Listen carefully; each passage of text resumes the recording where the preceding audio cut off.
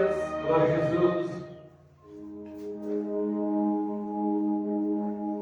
Aleluia. Glória a Deus. Vamos então dar início aqui ao nosso estudo da Palavra de Deus. Glória a Jesus. Repito, o tema do nosso estudo de hoje é o verdadeiro sentido do Natal. Abra a tua Bíblia, por gentileza, em Gálatas capítulo 4, versículo de número 16. Gálatas capítulo 4, versículo de número 16. Aleluia. Diz assim a palavra do Senhor Jesus: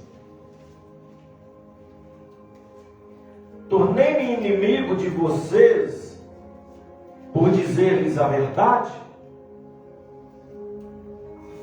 Aqui, Paulo perguntando à igreja que se encontrava na Galácia: por acaso eu me tornei inimigo de vocês por dizer a verdade de Cristo Jesus? Da mesma maneira, antes de iniciarmos esse estudo, eu gostaria de deixar esta pergunta na mente de cada um. Porque a palavra do Senhor vai dizer que a nossa luta não é contra carne ou sangue, e sim contra todos os principados, potestades, contra todos os espíritos que habitam nas regiões celestiais. Repito que o intuito aqui não é afrontar ninguém, e sim ensinar a palavra de Deus. Este artigo, esse estudo, ele tem o objetivo apenas de instruí-lo na verdade, nada mais do que isso, a verdade das Escrituras. Este é um trabalho de fé, coragem, respeito, amor a tantas vítimas de engano e da falta de conhecimento histórico e até mesmo teológico, tanto da história quanto da Bíblia, a fim de direcioná-las na verdade de Cristo. Este é o único propósito do estudo: trazer o conhecimento para quem não conhece a história e também tem pouco conhecimento teológico, que é da palavra de Deus. Como nós estamos no mês de dezembro, a gente andando aí pelas ruas, pelos centros comerciais, a gente pode observar várias casas, várias lojas completamente enfeitadas para o evento do Natal. Lojas, então, as decorações chamam a atenção de tal forma que às vezes a gente olha e diz: nossa, por que no ano inteiro essa loja não coloca uma decoração assim? Chamou tanta atenção. Ficou tão agradável ali, ó, o ambiente daquela loja, com tanta iluminação, com tanto enfeite. E olha que nós ainda nem chegamos na data do Natal. Apenas estamos na proximidade desta data. Mas a pergunta que eu quero fazer para você nesta noite: você sabe que o Natal não é o dia do nascimento de Jesus? Alguém aqui sabe? Se sabe, levanta a mão. Amém. Uma pessoa somente. O Natal não é o dia do nascimento de Jesus, como a gente aprendeu a vida inteira na história. Glória a Deus. Em Jeremias capítulo 8, versículo 5, está escrito da seguinte maneira: porque, pois, se desvia este povo de Jerusalém com uma apostasia tão contínua? Porque esse povo persiste no engano e não quer voltar? Deus, através do profeta Jeremias, perguntando à nação de Israel: por que vocês permanecem no engano, se desviam da palavra de Deus, das leis de Moisés, e persistem no engano sem querer voltar para a presença de Deus? A festa do Natal na verdade, é uma festa pagã ao Deus Sol, comemorada há milhares de anos antes do nascimento de Jesus. Uma festa que era comemorada há milhares de anos antes do nascimento de Jesus, automaticamente não se pode dizer que o Natal é comemoração do nascimento de Cristo. Primeiro detalhe está aí. Em nenhum momento Jesus Cristo pede para comemorarmos o teu nascimento. Se a gente lê a Bíblia, de Gênesis a Apocalipse, especialmente o Evangelho de Cristo, escrito por Mateus, Marcos, Lucas e João, em nenhum desses textos bíblicos a gente vai encontrar Jesus ou alguns apóstolos pedindo para que se comemore o aniversário de alguém. Jesus não pede para comemorar o seu aniversário. Pelo contrário, ele pede para que celebremos a ceia do Senhor até que ele volte, relembrando a sua morte e a sua ressurreição. Jesus não pede para comemorarmos o aniversário do seu nascimento, e sim a data da sua morte. Primeiro detalhe,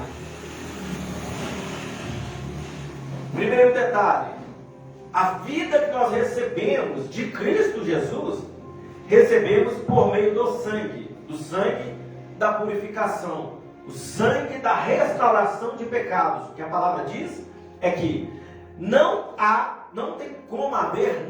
perdão de pecados sem derramamento de sangue. Desde a história antiga, era assim, era necessário sacrifícios dentro do templo para haver perdão de pecados. Jesus Cristo então veio e se fez sacrifício de uma vez por todas, definitivo, para que o pecado de todos que nele cresce, João 3,16, fossem apagados, fossem perdoados. Então, o que trouxe vida, o que trouxe esperança, o que trouxe restauração, o que trouxe novamente a ligação do homem com Deus, foi a morte de Cristo e não o seu nascimento.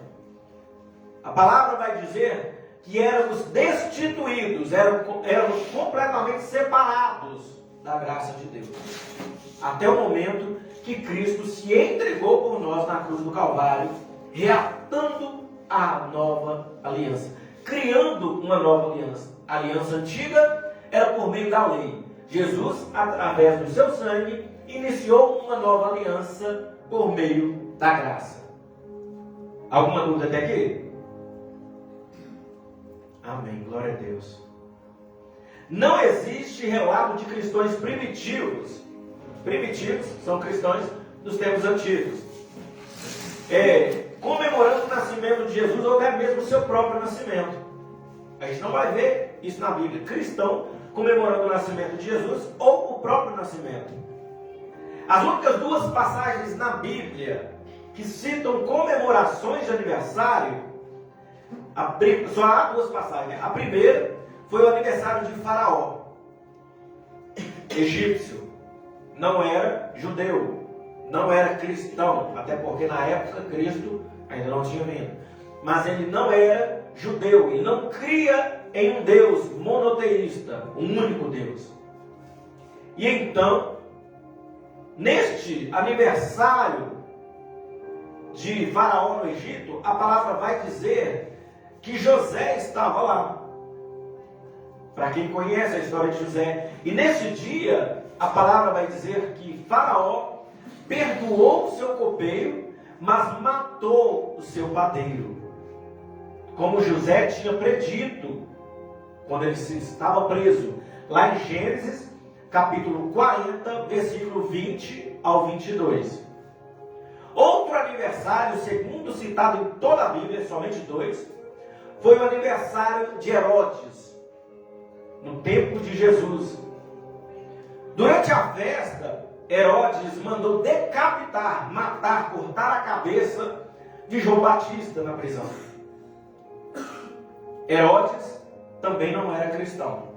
Ele não cria em Jesus como Filho de Deus e não cria em Deus como o único Deus verdadeiro. Essa passagem está em Mateus capítulo 14, versículos 6 ao 10. A pergunta que eu quero fazer: seria uma coincidência as únicas duas passagens bíblicas citando a comemoração de aniversário se tratarem justamente de povos pagãos e em ambas terem havido um decreto de morte? Seria coincidência? Pode ser que seja. Eu não creio nisso. As únicas duas passagens na Bíblia falando sobre aniversário, comemoração de aniversário, festa de aniversário, eram passagens aonde estavam comemorando aniversário numa festa pagã, entre pessoas que não eram judias, não eram hebreus, pessoas que não eram cristãos, não criam em Jesus Cristo e também não criam em Deus, o Deus de Israel, o Deus de Abraão, Isaac e Jacó. E nas duas festas houve um decreto de morte. O primeiro do padeiro e o segundo de João Batista, a voz que veio anunciar a chegada de Jesus no meio do deserto. Como então iniciou essa comemoração do Natal como o nascimento de Jesus Cristo e no meio cristão? Pois bem, em 25 de dezembro do ano 336 depois de Cristo, na cidade de Roma, ocorreu a primeira celebração de Natal. Os cristãos puderam exercer abertamente seus cultos, pois o cristianismo havia sido liberado no Império Romano. Ele foi liberado no Edito de Milão, no ano 313 a.C. Observem, no ano 313 depois de Cristo, no início do nosso calendário, que nós seguimos o calendário romano, no ano 313, foi decretado no Edito de Milão que o cristianismo, os cristãos poderiam exercer abertamente seus cultos, porque até então havia o quê? Perseguição aos cristãos. Perseguição que a palavra vai falar que começou pelos próprios judeus, que foram sacerdotes, que mandaram matar Jesus, e depois começaram a perseguir os discípulos de Jesus, e qualquer um que se declarasse cristão. Posteriormente, essa perseguição veio também por parte de Roma, com o imperador Nero, que chegou a um ponto de tacar fogo em toda a cidade de Roma e colocar a culpa nos cristãos. Então essa perseguição era veemente, era muito grande, foram muitas mortes durante o tempo da grande perseguição. E aí no ano 313, no Edito de Milão, aí foi decretado que o povo poderia, os cristãos poderiam exercer seu culto livremente. Seria como se Roma tivesse se tornado um país laico, que nós somos hoje no Brasil. Você pode declarar a religião que você quiser, que você bem entender, que você pode ser oprimido por pessoas comuns, mas a lei não te impede de nada, de exercer o teu culto livremente, exceto quando o teu culto viola a lei. No caso de, às vezes, cultos com sacrifícios humanos, a exemplo, aí sim a lei coíbe, a lei proíbe, porque é onde o direito de um começa a infringir o direito do outro. Então, foi liberado no ano 313. Depois de 23 anos, os cristãos comemoraram a primeira festa de Natal em 25 de dezembro de 336. Pouco tempo depois, o Papa Júlio I, que foi pontificado, que permaneceu como Papa desde o ano 337 até o ano 352, ele formalizou o dia 25 de dezembro como a data do Natal pela Igreja Católica. O Papa Júlio I formalizou então no ano, ele era Papa entre 337 a 352. Ele formalizou o dia 25 de dezembro como a data oficial do Natal, de comemoração ao Natal pela Igreja Católica. A Igreja Ortodoxa, ela teve uma maior dificuldade, levou mais tempo para aceitar essa data. Mesmo assim, ela foi adotada aos poucos por cada igreja oriental. Primeiro, em Constantinopla e na Capadócia, no ano 380 depois de Cristo. Depois foi aceito na igreja de Antioquia, no ano 386 depois de Cristo. E Alexandria, no ano 432 depois de Cristo. E Jerusalém, no ano 439 depois de Cristo. Com a oficialização do cristianismo pelo Edito de Tessalônica de Teodósio, em 380, primeiro tivemos aqui o Edito de Milão, em 313. Agora, no ano 380, tivemos o Edito de Teodósio, Edito de Tessalônica, decretado por Teodósio. O Natal se tornou a comemoração do Império. Não só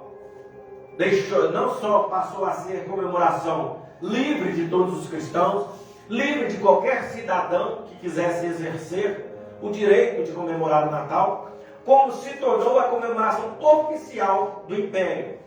Ou seja, as pessoas de patente, de poder, também começaram a adotar o Natal, dia 25 de dezembro, para se comemorar o Natal.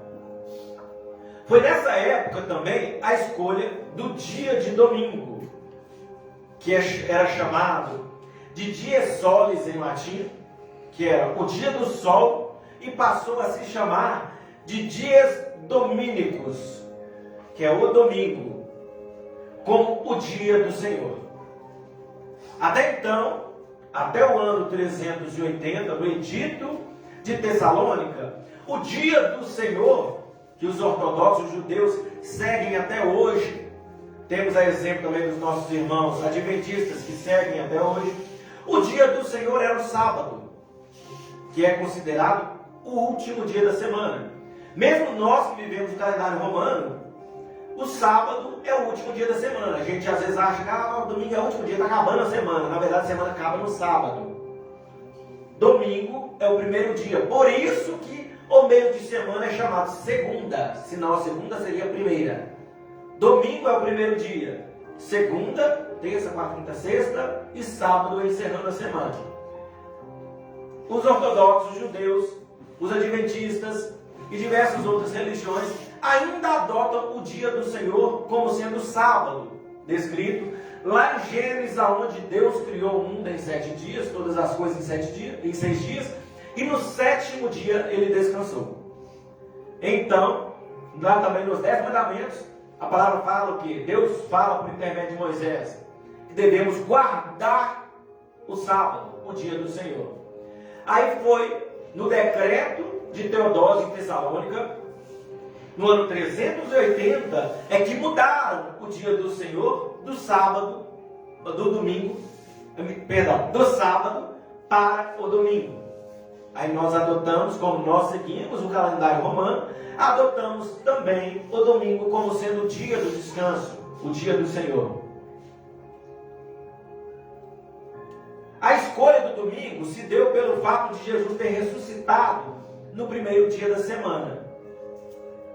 Aquele dia dedicado ao sol, o dia solis.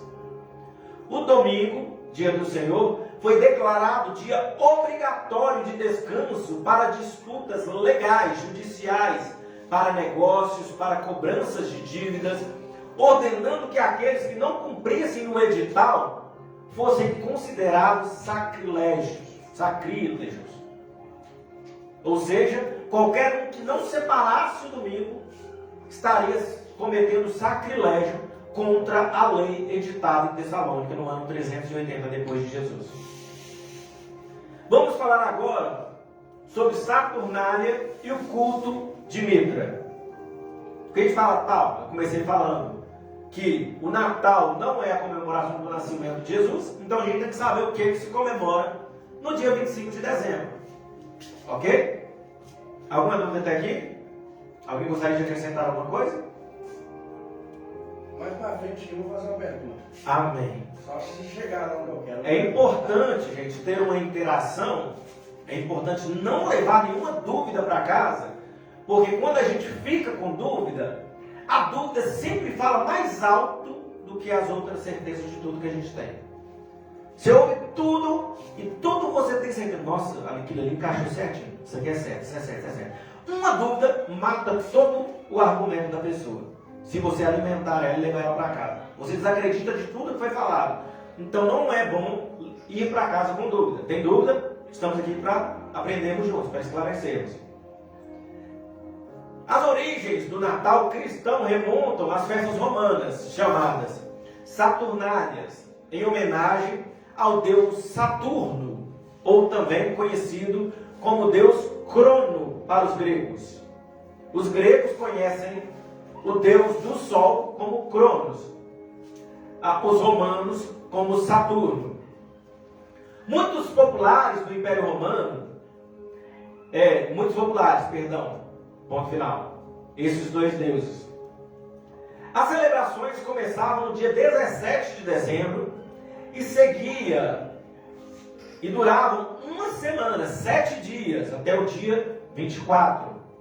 Acreditava-se que neste período as divindades vindas das profundezas vagavam entre os vivos e que deviam ser recebidas com banquetes, sacrifícios e troca de presentes para garantir a primavera.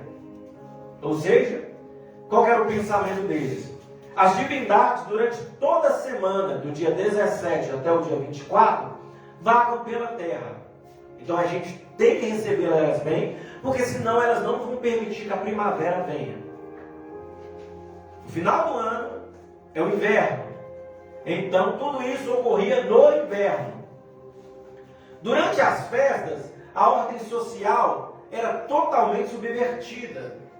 Os escravos podiam se considerar temporariamente livres e se comportar como tal. E os patrícios, os donos dos escravos, os serviam. Então, ao final delas, ocorria a homenagem a Mitra, que é o deus Sol invicto, ou seja, Sol invencível. Um culto precedente que veio antes de chegar em Roma, ele veio da Síria e ele foi introduzido aos costumes romanos pelo imperador Aureliano no ano 274 depois de Cristo. Estamos entendendo? Começou o culto a Mitra na Síria, pelos sírios. No ano 274 depois de Cristo, o imperador Aureliano trouxe também o culto a Mitra para os costumes romanos. Depois de vencer o exército da rainha Zenóbia de Palmira, na Síria, em 274 a.C., eu falei depois. O imperador Aureliano foi ao templo local de Mitra para agradecer a vitória. Ele foi para uma luta, uma guerra, que parecia ser impossível ele sair com a vitória. Porém, ele conseguiu vencer esta guerra contra a rainha da Zenóbia. E então ele decidiu entrar no templo de Mitra para agradecer. Neste momento, uma divindade popular no império, especialmente entre os judeus e soldados, passou a ser adorada através de um decreto, de um pedido do imperador Aureliano, no ano 274 a.C. Aureliano transferiu o culto de Mitra para Roma, ergueu-lhe templos. Só em Roma temos pelo menos 4 templos erguidos em adoração a Mitra. Ele também colocou nesse culto sacerdotes e o tornou um culto oficial do império, com uma data de comemoração no dia 25 de dezembro, que era chamada de Natalis del Sol Invictus, ou seja, a chegada do Sol Invencível. Ele também instituiu jogos em homenagem ao Deus Sol, realizados a cada 4 anos, a partir do ano 274 depois de Cristo. O 25 de dezembro foi, portanto, inserido no calendário civil romano como o dia do sol invencível, que triunfa sobre a escuridão. A data marcava a virada do solstício de inverno, que era o final do inverno, quando a luz do dia começava a aumentar gradativamente. O culto ao sol invicto foi celebrado até o edito de Teodósio, no ano 380. Ele estabeleceu, Teodósio, o cristianismo como a única religião do império, proibindo todas as outras religiões. Eu costumo sempre dizer para minha esposa que tudo o que é extremo é errado. Não importa qual é a intenção. Se tudo que é extremo acaba se tornando errado. A gente tem sempre que respeitar as leis que nos são estabelecidas. Se a gente ultrapassa e parte para o extremismo, se torna erro, dá errado. E aqui, Teodósio ele decidiu impor a toda a população que todos deveriam ser cristãos. Não poderia mais ter nenhuma outra religião no império. Ou seja, as pessoas passaram a ir para os templos, para os cultos cristãos, não por vontade própria, por querer adorar a Deus, por ser grato a Deus, e sim por obrigação para não ir preso. Automaticamente, se eu faço algo por obrigação, eu faço mal feito. Então, era obrigatório. A partir deste momento, o sol invicto foi absorvido e transformado pelos cristãos como uma representação simbólica do nascimento da luz do mundo, que se chama Jesus Cristo. O verdadeiro sol invencível. Jesus, a luz do mundo. Ou seja, vou fazer aqui uma analogia. Eu sou o adorador do Deus Sol. O imperador vira para mim e fala assim: a partir de agora você é obrigado a ser cristão. Ou você se torna cristão ou você vai preso. Eu viro e falo assim: beleza, vou para a sua igreja, não tem problema nenhum. Eu vou, mas eu vou fazer o quê? Eu vou com todos os meus costumes, com todas as minhas crenças. Eu vou com tudo que eu acredito. Porque isso ninguém tira de mim. As pessoas podem tirar qualquer coisa da gente. Pode tirar até a nossa vida. A nossa fé, a gente só perde ela se a gente deixar. Ninguém tira. Então, se tornou obrigado, as pessoas vão com a fé deles, no que eles creem. E todo mundo foi com a fé de que havia um Deus, Sol, que era a luz do mundo, a luz invencível, e nós vamos dar um jeito de continuar adorando a este Deus Sol.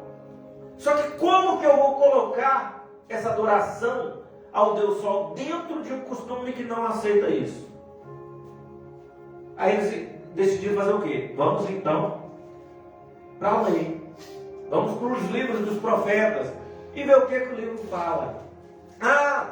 Lá o livro fala que nasceu um homem chamado Jesus Cristo, que ele é a luz do mundo. Então, o que nós podemos fazer? A partir de agora, vamos continuar com as nossas festas, mas a gente muda o nome. Não mais será festa ao Deus Sol, não mais será festa à Mitra. Agora se tornará uma festa em comemoração ao nascimento da luz do mundo, que se chama Jesus Cristo, que é a única luz invencível. Estão entendendo? Como que os cristãos começaram a adotar essa adoração?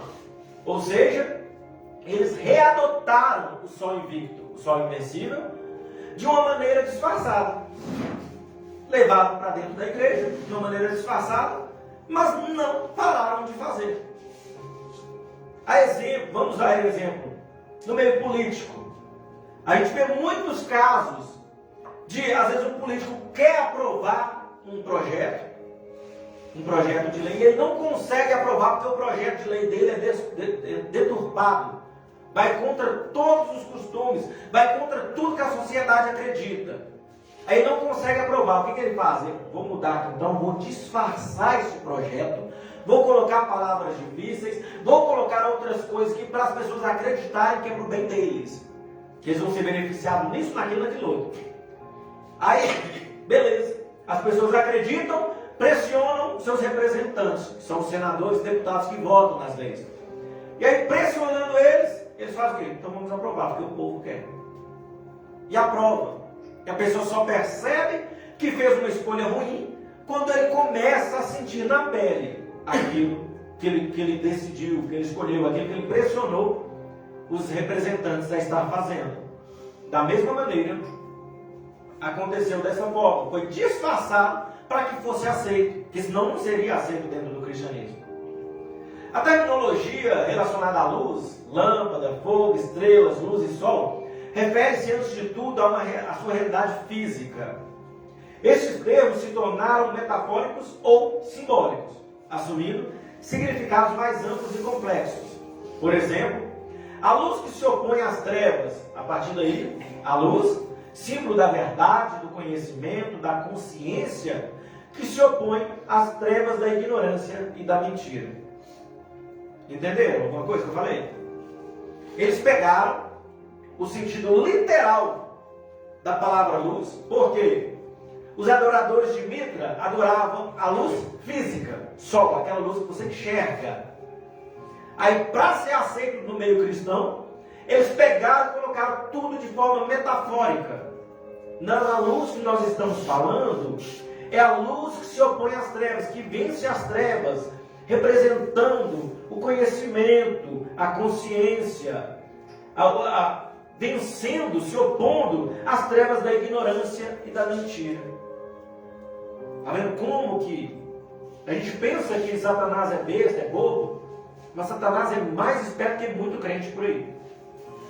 Primeiro, porque ele não faz as coisas sem pensar, sem planejar, sem arquitetar.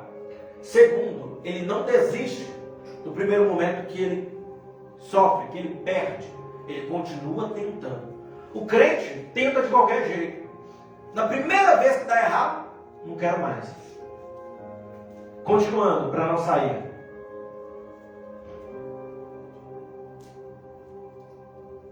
Essa analogia é muito antiga.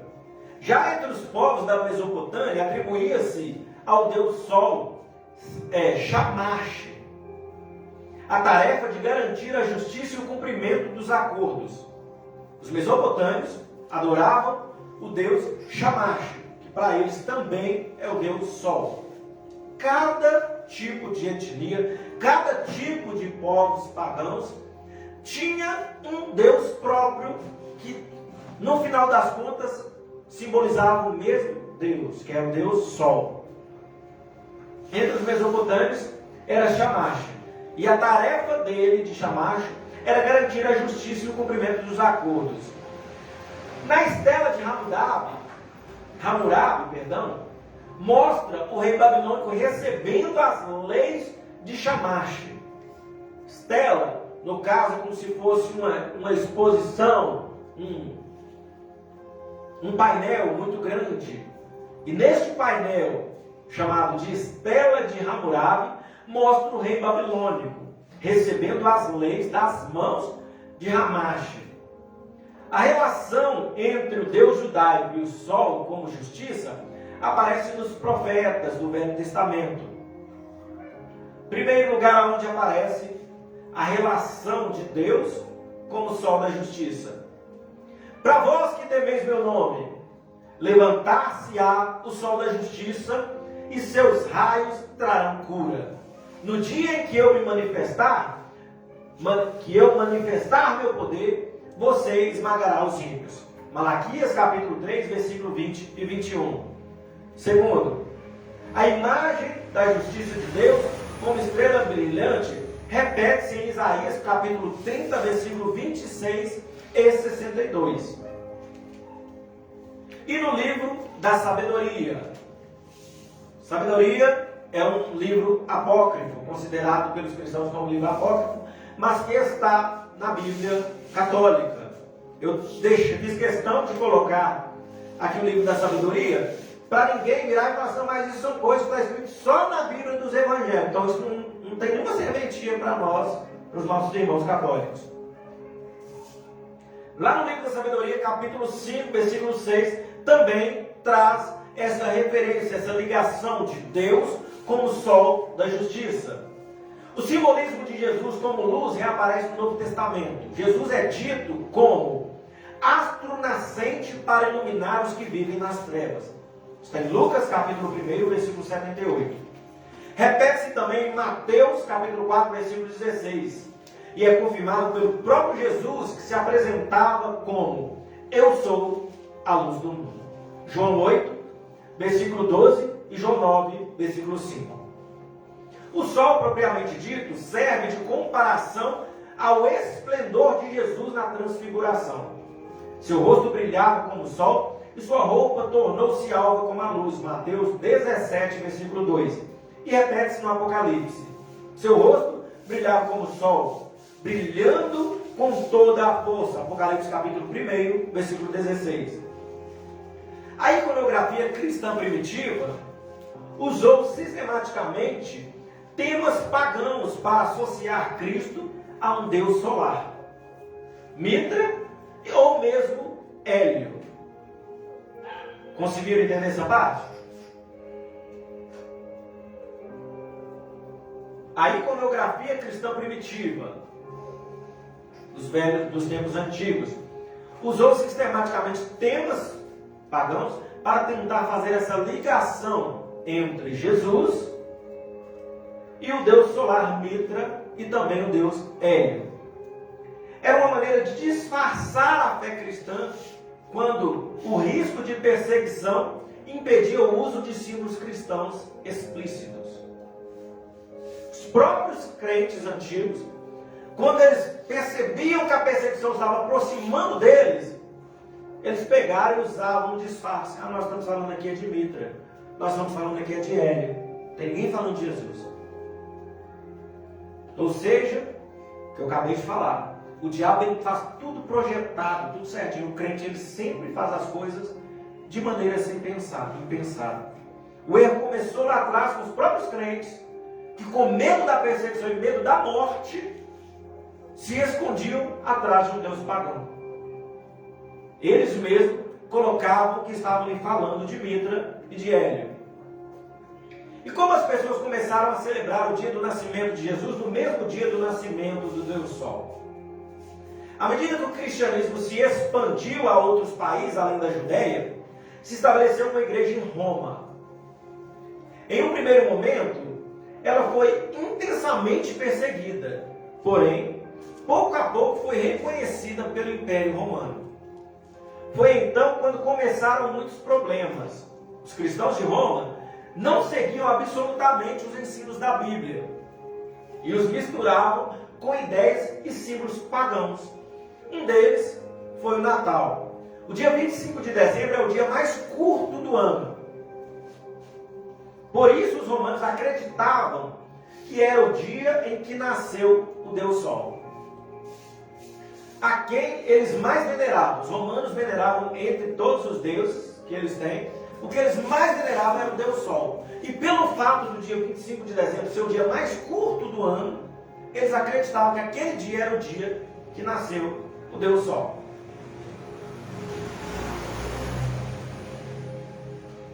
A data, quando ele se tornava mais forte, ou seja, eles acreditavam nisso, dia 25 de dezembro, era a data que o Deus Sol havia nascido e também a data que ele se tornava mais forte.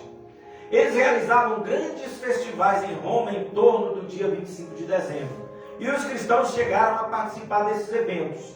E mais tarde, o dia foi alterado como o nascimento de Jesus. É só fazendo aqui um resuminho do que a gente acabou de ler lá atrás. A escolha do dia 25 de dezembro, com a liberalização do cristianismo, a celebração das datas cristãs ganhou força. Desconhecia-se, contudo, e ainda se desconhece até hoje, a data do nascimento de Jesus. E os evangelhos reticentes a respeito. Isso você pode perguntar para qualquer historiador. pode ser o mais importante, o mais conhecido, o mais estudado, o mais velho, o mais sábio, nenhum deles vai virar e falar assim: Jesus nasceu no dia X. É desconhecida a data do nascimento de Jesus. Há especulações de que Jesus pode ter nascido entre janeiro e abril. Especulações. Continuando. Em Lucas, há um indício quando o evangelista descreve a noite do nascimento de Jesus.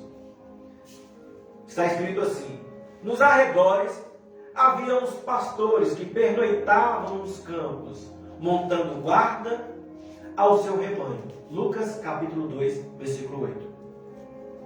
Gente, primeiro detalhe: Jesus não nasceu no Brasil, num país tropical, no meio do calor. Não. Porque a gente aqui até dezembro, nós estamos aqui chegando já perto do dia 25, tem dia que é difícil suportar o calor. Hoje mesmo foi um dia desses dias. É difícil suportar o calor. Jesus nasceu no Oriente. Lá, final de ano é inverno, e o inverno muitas das vezes é castigante, principalmente no deserto. O deserto, ele só é quente de dia. De dia, queima a pele. Chega a pessoa a ter alucinação ou morrer por causa de desidratação. Mas de noite, é um dos lugares mais gelados do mundo. É o deserto. Pessoa que está lá morrendo de calor de dia, pode morrer de frio à noite. Aí, Lucas capítulo 2, versículo 8, diz que nos arredores onde Jesus nasceu, haviam pastores que estavam passando a noite aonde? Nos campos. Como que eles estariam nos campos, no meio do inverno, passando a noite cuidando dos rebanhos? Primeiro, os rebanhos morreriam. Segundo, eles morreriam. Isso daí já dá uma grande ideia de que Jesus não nasceu no inverno. Se ele não nasceu no inverno, ele não poderia ter nascido no final de dezembro, no dia 25 de dezembro, aonde se comemora o nascimento dele. É improvável que os pastores pudessem dormir ao relento em pleno inverno. Isso só poderia ocorrer na primavera, quando os cordeiros nascem. Ou seja, depois do inverno, a festa ao Deus Sol é para a chegada da primavera. Então, é provável que Jesus tenha nascido na primavera, já que os pastores estavam cuidando dos rebanhos e também ali dos cordeiros que haviam nascido. Continuando. Por quê que os cordeiros nasciam no inverno, na primavera, que eles faziam com que os cordeiros nasciam na primavera? Não era algo assim aleatório. Porque ele nasce ainda fraco, precisando muito, dependendo muito dos pais, da mãe principalmente. E com isso, se ele nascesse em outra época do ano, poderia ocorrer de chegar o inverno e o cordeiro ainda está muito pequeno e sofrer com frio. Então eles davam um jeito para que a ovelha só procriasse assim que o inverno acabava. Ela procriava quando o inverno acabava, para que o cordeiro nascesse e vivesse toda a fase de crescimento dele ali, no período de menos frio castigante. Alguma dúvida? Ok. A falta de interesse dos evangelistas em datar o nascimento de Jesus pode ser explicada pelo fato de que na época que Jesus nasceu, a data da concepção era mais importante e mais significativa em termos astrológicos do que a data de nascimento. Ou seja, a data que o homem e a mulher concebiam, que eles iam ter um momento deles de relação íntima, era mais importante do que o nascimento da criança. Porque, segundo eles, tinha toda a ligação com a astrologia. Isso eu não estou referindo somente aos cristãos, estou referindo a toda a população da época, pagãos e cristãos. Assim, no caso de Jesus, a data da concepção, que foi o momento em que o Verbo se fez carne, ganhou pré-eminência teológica. Daí a importância da celebração da Anunciação, do dia 25 de março, no calendário gregoriano, e do dia 7 de abril, no calendário juliano, usados pelas igrejas ortodoxas. As igrejas ortodoxas, eles comemoram a anunciação da chegada de Jesus, que é o momento que o anjo aparece a Maria e fala para ela que ela vai ter um filho. Mas eles não comemoram o nascimento de Jesus. Porque aquele momento que o anjo anuncia, eles creem que é mais importante do que o momento que Jesus nasce. Eu vou usar aqui palavras minhas agora. Não tem nenhuma relação com o estudo. Eu penso assim: quando a palavra veio, a anunciação do nascimento de Jesus, a palavra, João 1 vai dizer que a palavra é Deus, o verbo. No princípio era o verbo quer dizer palavra. O verbo se fez carne, ou seja, o verbo veio à terra, nasceu. Entre nós ele habitou. Quando a palavra vem, a anunciação através do anjo, é o poder de Deus, através da palavra, entrando em Maria. Quando nasce, repetindo, isso são palavras minhas. Quando Jesus nasce, na minha concepção, ali estava nascendo uma carne, era um homem. Não estava nascendo um Deus. Primeiro porque Deus não nasce. Deus não existe. Deus é.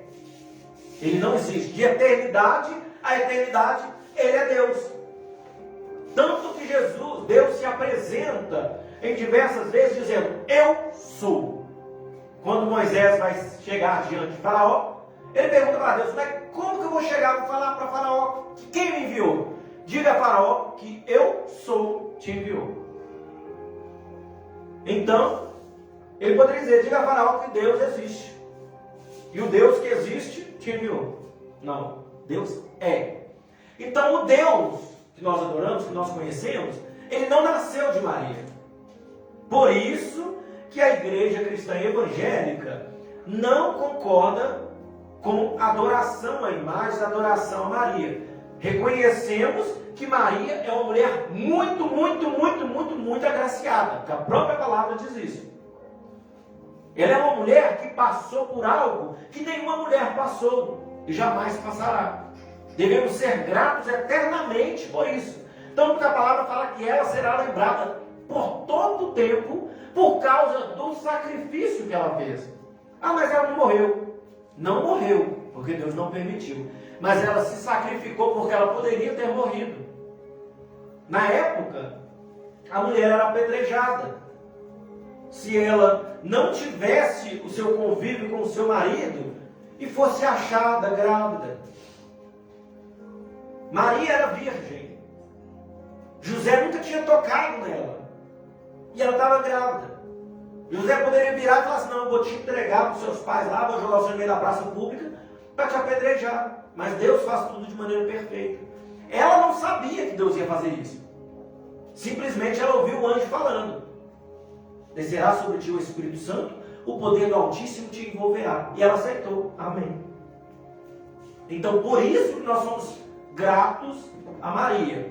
A igreja cristã evangélica não aceita, não adora a imagem de nenhum outro Deus e também não adora Maria por conta disso, porque Maria não é mãe de Deus. Maria é mãe de Jesus, carne. O homem que veio na terra para sofrer o que nós sofremos. Para Maria ser mãe de Deus, ela tinha que ser deusa. Deus só tem um Pai. Deus Pai, Jesus, Deus Filho e Deus Espírito Santo. Os três são um só. Para quem ainda está começando nos estudos, mas como assim? É complexo. Mas a gente só precisa crer. Os três é um só. Eu só estou explicando a posição da igreja cristã evangélica. Não estamos aqui fazendo críticas à igreja católica. Até porque os nossos irmãos católicos também são cristãos, ao contrário do que muita gente pensa. Ah, qual a sua religião? Eu sou evangélico. Evangélico não é religião. Ah, qual é a sua religião? Eu sou católico. Católico não é religião. Religião é cristã, cristianismo. E tanto católico, tanto evangélico, tanto espírita, crê em Jesus Cristo como Deus. Então todos são cristãos. Pode não entender a palavra da mesma forma, pode não ter os mesmos costumes, mas todos são cristãos. Então, todos nós somos irmãos. Amém? Continuando aqui. A hipótese do dia 25 de dezembro como data do nascimento de Jesus apoiou-se em duas razões. A intenção de substituir o culto do Sol Invictus, do Sol Invencível, e na sequência, a Saturnália, por uma festa cristã. Eles queriam substituir a adoração ao Deus Sol e substituir a festa da Saturnália por uma festa cristã. Por isso, eles decidiram colocar o dia 25, que era o dia dessas duas comemorações, como o nascimento de Jesus. Eles não poderiam simplesmente virar e falar assim, não, Jesus, não estou dizendo que Jesus nasceu nessa data, só para entender. Vamos colocar aqui, Jesus nasceu no dia 4 de abril. Então vamos pegar ali a nossa festa da Saturnália, vamos pegar ali a nossa festa de adoração a Mitra e vamos transferir do dia 25 de dezembro para o dia 4 de abril. Por quê? Que aconteceria o quê? Os cristãos igrejas não, opa. Não. Por quê? Isso se os cristãos soubessem que Jesus tinha nascido em 4 de abril, por exemplo. Eles falaram, não, mas não pode. Essa é a festa do nascimento do nosso Salvador. Então eles não aceitariam. Então qual foi o jeito mais fácil? Já que a gente não pode alterar a data das nossas festas, vamos então colocar que Jesus, que está escrito no livro deles, nasceu na nossa data. Já que eles não sabem a data que Jesus nasceu, a gente fala que foi dia 25 de dezembro e fica por isso mesmo. Estamos entendidos? Essa cristianização de uma festa pagã, ou seja, transformar uma festa pagã em uma festa cristã, algumas vezes entendida como uma apropriação ilegítima por parte da igreja cristã, teria ocorrido no bojo de outras assimilações, como termo e conceitos de templo, basílica, pontífice, auréola, etc. A substituição do festival pagão, contudo, parece ter sido lenta, uma vez que o Papa Leão I, em 460 d.C., comentou, olha o comentário do Papa no ano 460 d.C., Papa Leão I. É tão estimada essa religião do Sol, que alguns cristãos, antes de entrarem na Basílica de São Pedro, depois de subirem a escada, se voltam para o Sol e se inclinam em homenagem à estrela brilhante. Estamos angustiados e lamentamos muito por este fato repetido por uma mentalidade pagã. Os cristãos devem abster-se de qualquer aparência de deferência e este culto dos deuses. Papa Leão I, seu 7º sermão, realizado no Natal do ano 460. Não é palavra de um pastor cristão evangélico, é palavra de um papa cristão católico. Ele falou, ele observou que o povo, antes de entrar na Basílica de São Pedro, eles paravam, subiam a escadaria, paravam para o lado do sol, ajoelhavam, adoravam o sol primeiro e depois iam lá para adorar a Deus. E o próprio Papa pega e fala, é angustiante. Nós lamentamos muito por este fato, essa mentalidade pagã. E ele foi e disse, os cristãos devem se abster, não devem fazer qualquer aparência de deferência, qualquer ligação a este culto dos deuses. Porque nós cremos em um único Deus. Estamos entendidos? Palavra de quem que eu falei? Pastor Emanuel? Não. Papa Leão I. Exatamente. Palavra de um líder da Igreja Católica. O seu valor. Está acabando já, viu, gente? Não preocupa não. Vamos acabar dentro do horário certinho. O seu valor metafórico, teológico e bíblico que permite reconhecer Jesus como o Messias das profecias e associá-lo à ideia de luz do mundo mencionada nos evangelhos, conforme acima foi exposto, seja como for, o 25 de dezembro fixou-se como a festa que congrega milhões de cristãos e é comemorada, inclusive, por muitos não cristãos.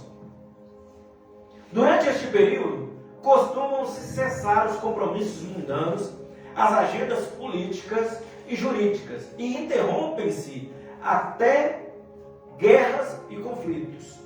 Não é totalitário, mas costumam-se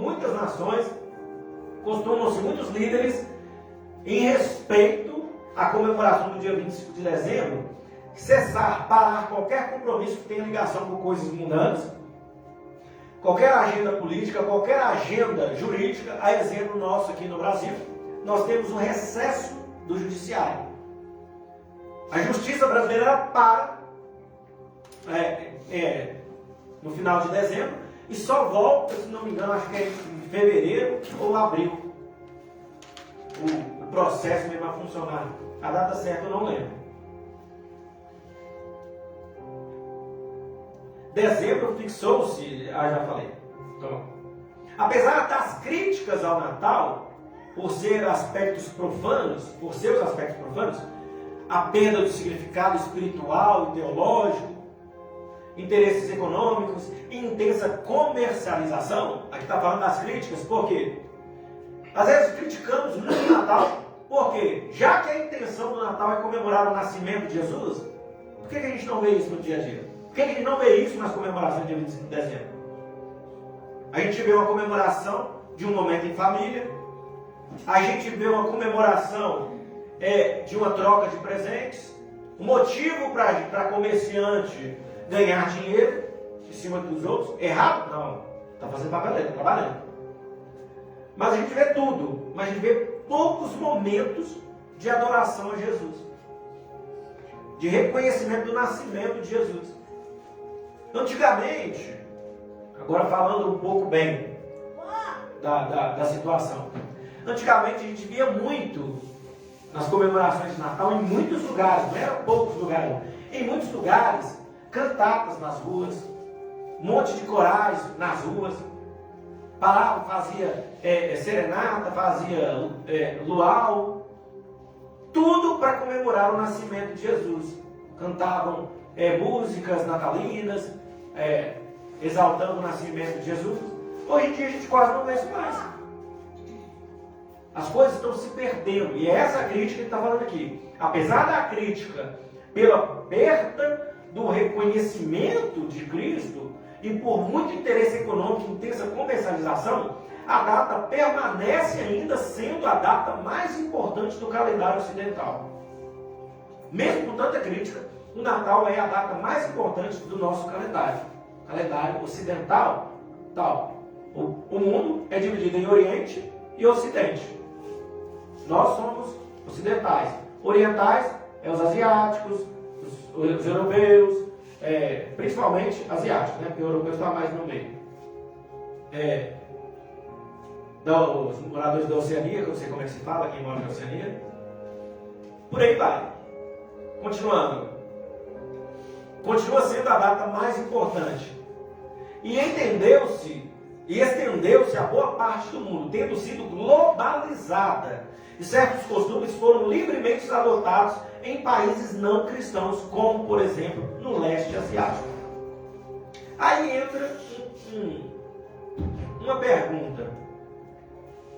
Se o Natal realmente é o nascimento, comemoração do nascimento de Cristo, por que países que não aceitam o cristianismo no leste asiático comemoram o Natal? Países onde, se você falar que você é cristão, você é morto.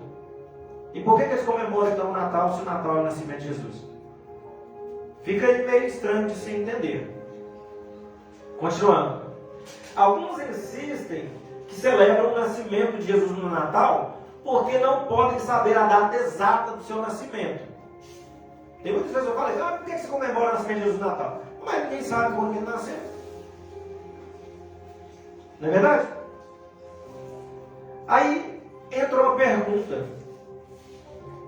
Se a gente seguir essa lógica, a gente comemora o Natal porque a gente não sabe a data exata, a gente escolheu a data do Natal para ser a data do nascimento dele. Então deveria ser aceitável celebrar o nascimento de Jesus em qualquer outro dia do ano. Já viu alguém celebrando o nascimento de Jesus em março, em setembro?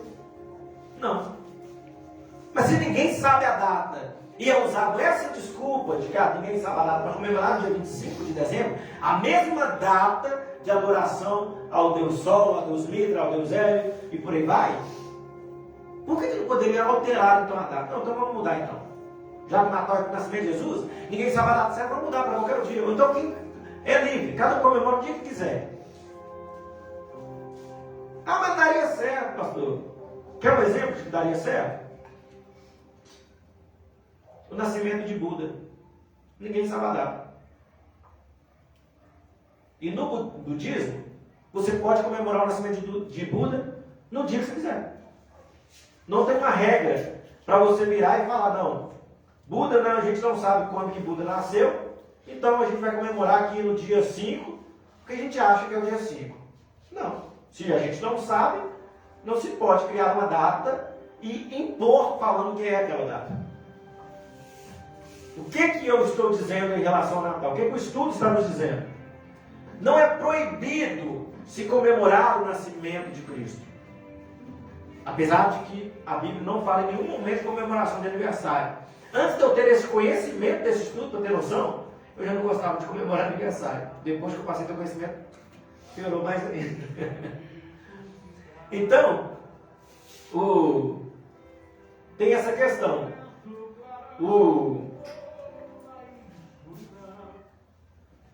Aí, se a gente não tem essa data exata, poderia se abrir qualquer data. Então você comemora qualquer data. Ou então vamos alterar então, gente. Já que está tendo muita falação por conta de que tem a data de Mitra no mesmo data, vamos alterar, não vamos comemorar mais dia 25 de dezembro, não. Hã? Falar de Mitra? Falar o que dele? A história dele? Não, vamos deixar para um outro estudo.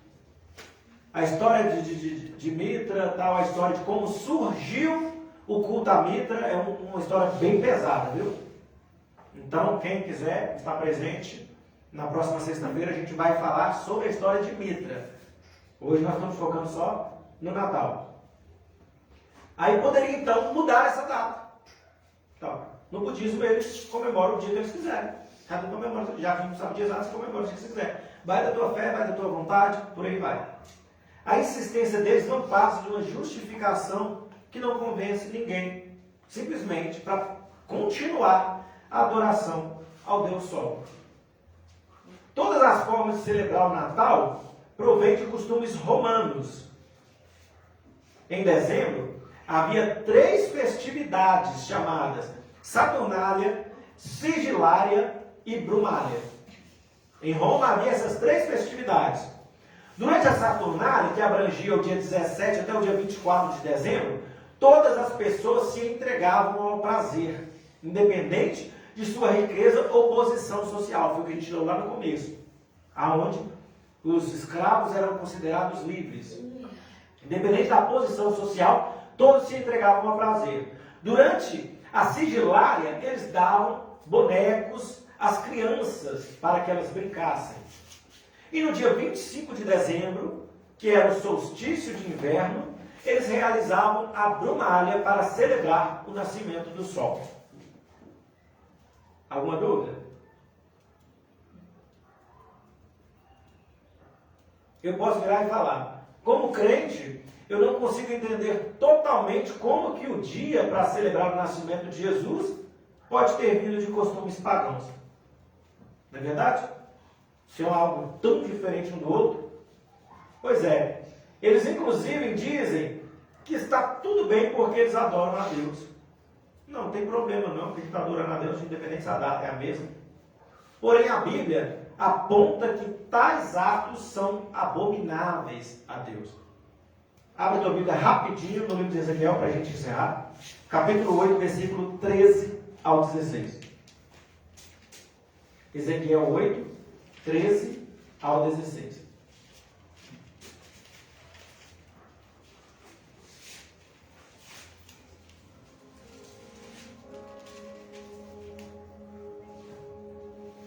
Ezequiel 8, 13 ao 16. Amém? Diz assim: disse-me ainda, tornarás a ver maiores abominações que eles estão fazendo. O Espírito de Deus falando ao profeta Ezequiel.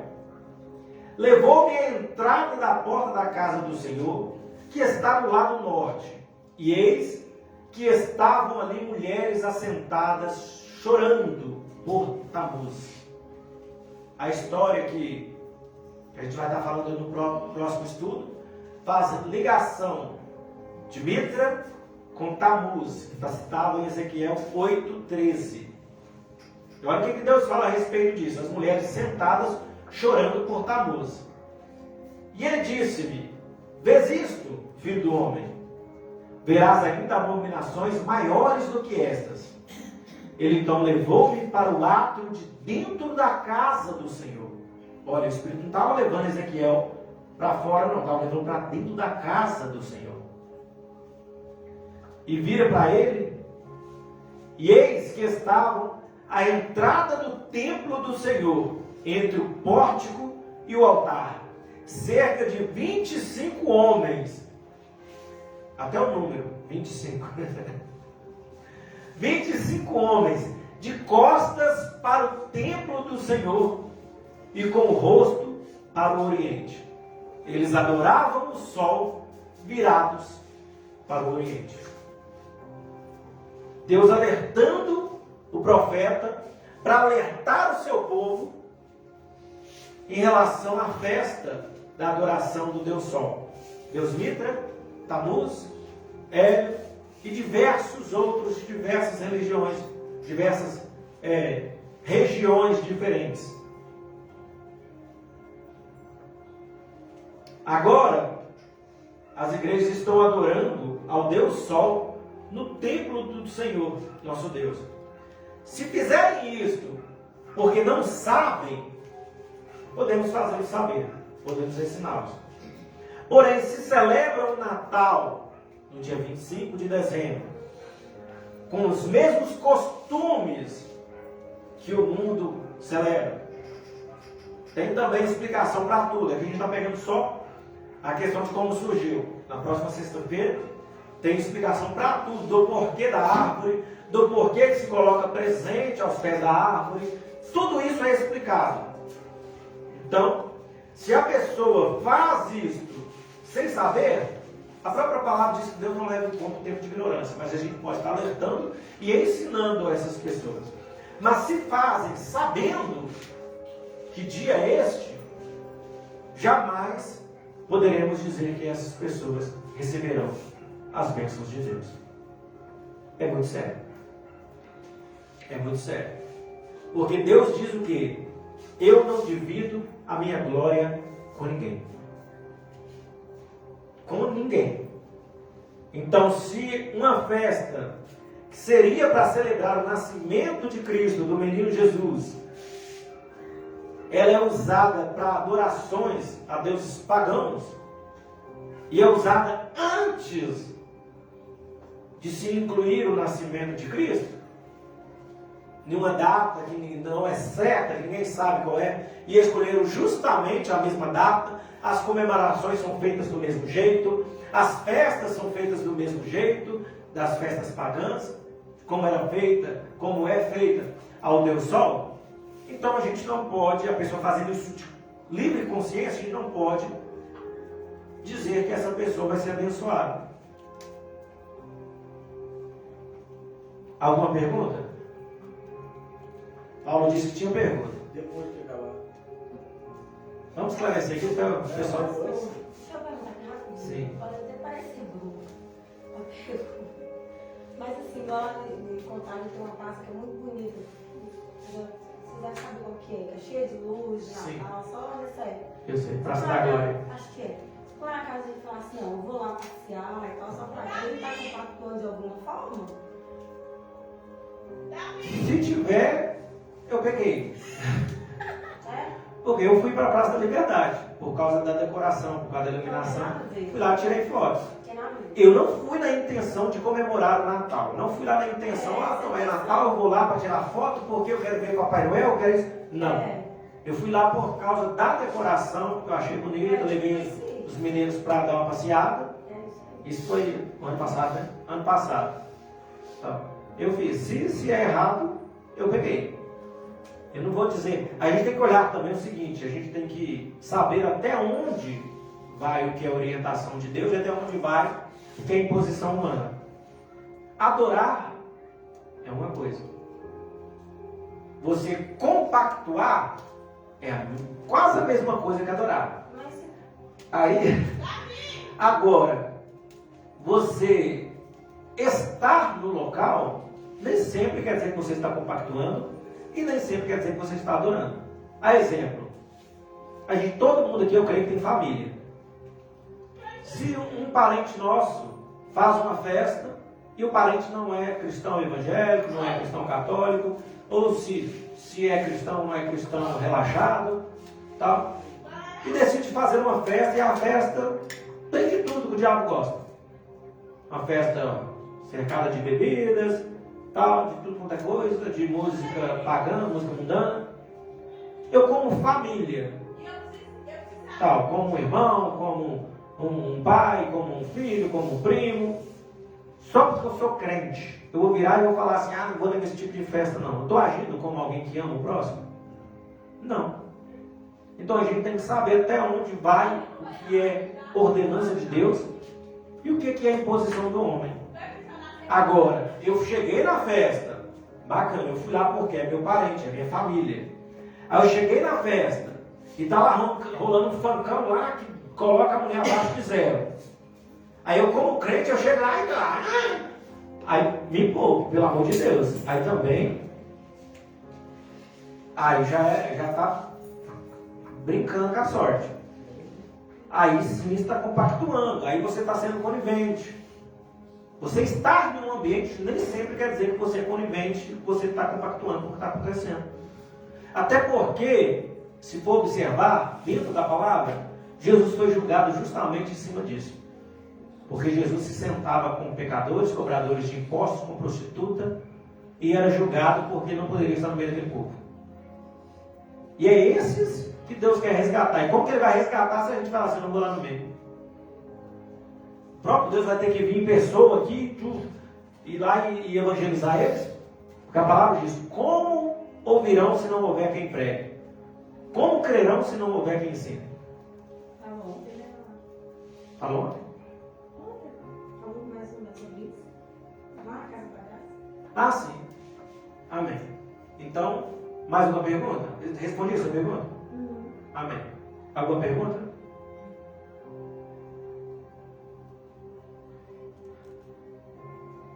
Vai fazer a sua agora mesmo? Não, Paulo? Não, depois é sério que eu vou falar. Mais um motivo para fazer agora. Depois, você vai enrolar. Depois. Jesus, amém. Amém. Então vamos então orar, fazer o encerramento. Para a gente estar encerrando a live. Para a gente estar tomando o nosso café abençoado ali, que hoje foi próspero. Amém. Eu quero aproveitar, gente, para estar convidando todos para estarem vindo sempre aos estudos. Estou muito feliz com a quantidade de gente que está aqui. Tem vezes que a gente fica aqui, pouquíssimas pessoas. Agradecer quem acompanhou ou está acompanhando pela live, quem vai acompanhar depois no YouTube. E para quem mora perto, nós estamos na Rua Dama da Noite, na Rua Dama da Noite, minha casa, perdão. Nós estamos na Rua Flor de Lis, número 39, por enquanto é 39, se eu não me engano o número vai mudar para 130, né? Isso, o número novo é 130. Bairro Nelson Mandela, Distrito Industrial de Jatobá, região do Barreiro. Quem mora perto ou quem tem carro, quiser nos prestigiar com sua visita, com sua presença, dia de culto, quarta e domingo, às 19 horas, ou dia de culto de ensino, estudo bíblico, sexta-feira às 19h30, será muito bem recebido. Então agradeço desde já, que Deus abençoe a vida de cada um. Poderoso Deus e grandioso Pai, em nome do Teu Filho Jesus Cristo, te louvamos, te agradecemos, exaltamos ao Senhor por tudo o que o Senhor tem feito entre nós. Obrigado por Tua palavra, ó Deus. Não deixe, ó Pai, que ninguém saia daqui ó Pai amado, com dúvidas no pensamento, ou que o inimigo coloque, Senhor meu Deus, no coração de ninguém aqui, ó Pai amado, palavras contrárias do que foi ensinado. Ó Pai amado, Deus poderoso, que o Senhor nos prepare, ó Pai, cada dia mais. Que o Senhor revele a Tua palavra, Senhor meu Deus, para a próxima sexta-feira. A gente está aqui trazendo referências bíblicas em cima do ensino, a continuação deste ensino, onde estaremos falando sobre o culto ao Deus Sol, como ele era feito e quais os deuses que eram adorados e qual o ponto mais marcante neste culto ao Deus Sol.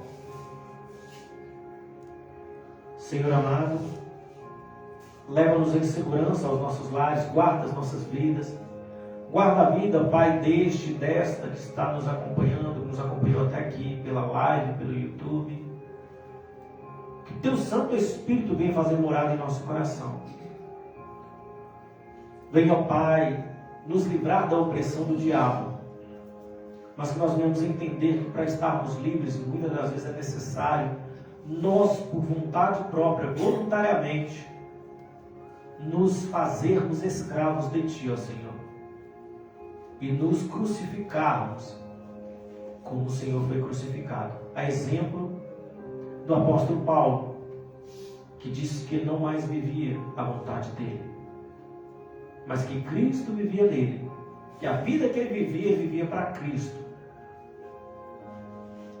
Senhor Deus, eu Te louvo por tudo e Te agradeço por quem Tu és, ó Pai, independente do que o Senhor faça ou não faça por nós. Senhor, muito obrigado, em nome de Jesus. Que o grande amor de Deus o Pai, a graça de Deus o Filho, as consolações do Espírito Santo estejam com todos, não somente hoje, mas para todos sempre. Que o Senhor te abençoe e te guarde, o Senhor faça resplandecer o seu rosto sobre ti e tenha misericórdia de ti. Que o Senhor sobre ti levante o teu rosto e te dê a paz. Aleluia, glória a Deus.